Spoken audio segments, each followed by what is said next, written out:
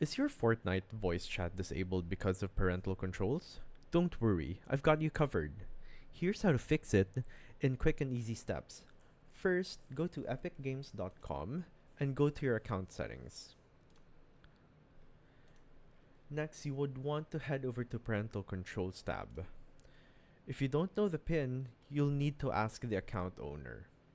Enter the PIN and make sure voice chat is set to on. You can look for it under social permissions. If you scroll down, you'll see Epic Voice Chat Permission.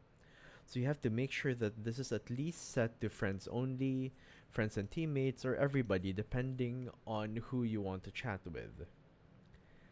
Next, you would want to check your in-game settings as well.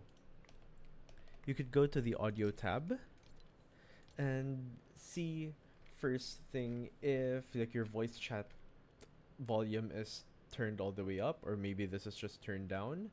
Or next, you could also check your permissions. So you could check this field here if it's set to everybody, friends, or if it's off. So you gotta make sure this is at least friends only, or teammates, or everybody, depending on who you want to talk with.